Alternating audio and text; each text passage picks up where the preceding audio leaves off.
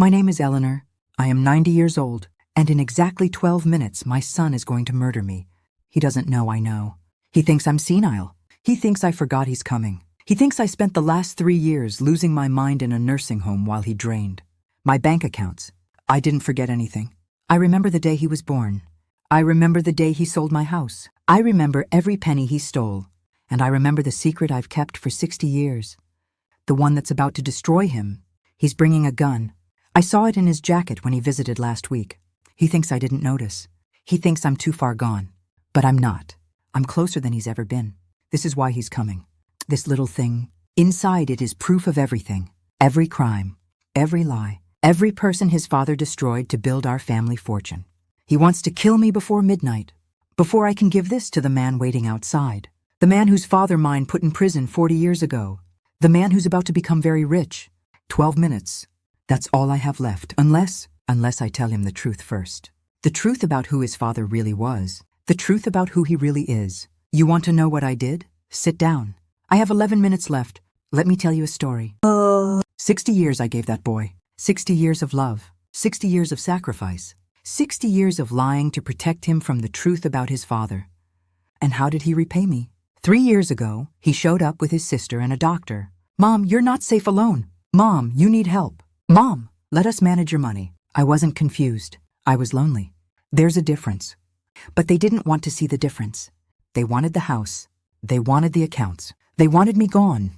So they put me in Magnolia Gardens. Ever been to a place like that? Clean hallways, nice furniture, and absolutely no one who remembers your name. For 3 years I sat in that room. For 3 years I played along. I forgot my grandchildren's names. I asked about dead relatives. I stared at walls and drooled. And every night, while they slept in their big houses, I planned. I made friends with a gardener who smuggled me newspapers. I learned about the outside world. I learned about Daniel. Daniel is the son of the man my husband destroyed. 60 years ago, my husband Richard lied in court, sent an innocent man to prison. That man died there. His son was 10 years old. I knew the whole time. I could have stopped it, but I didn't. Because I was young. Because I was scared. Because I had children to protect. So I kept quiet. For 60 years, I kept quiet. And 3 years ago, Daniel found me. Not at the home. Before. He came to my house. Showed me everything he knew. Told me he was going to destroy my children the way my husband destroyed his father. I made him a deal. Give me 3 years.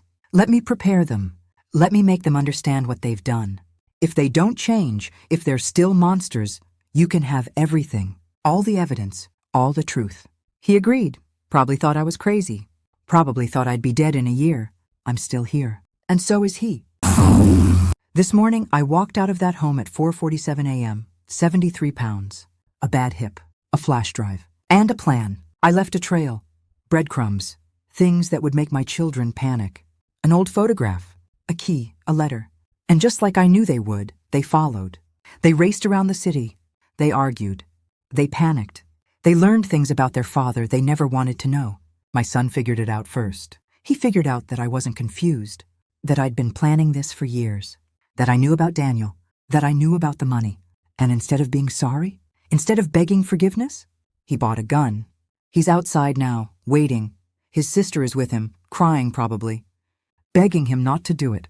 But he'll come in. He'll point that gun at me. And he'll demand the drive. And I'll give it to him. But here's the thing. Here's the thing he doesn't know. Here's the thing I've kept secret for 60 years. Daniel isn't just the son of the man my husband destroyed. He's my son too. 61 years ago, before I married Richard, I had a baby. A boy. I gave him up. Told myself it was for the best. Told myself he'd have a better life. He didn't. His adoptive mother died. His father, the man who raised him, went to prison because of Richard. Because of the man I married. For 60 years, I watched my firstborn suffer from a distance. For 60 years, I kept his existence a secret. For 60 years, I protected the family I chose, while the son I abandoned planned his revenge. My son, the one outside with the gun, doesn't know he has a brother. Doesn't know that the man he's been hiding from for 3 years is his own flesh and blood. And Daniel? Daniel doesn't know I'm his mother. Tonight, that changes. When my son walks through that door, I'm going to give him the drive. He'll think he's won. He'll think it's over. And then I'm going to tell him about his brother.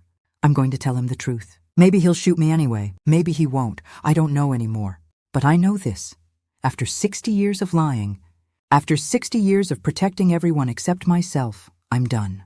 He's coming. I can hear his footsteps.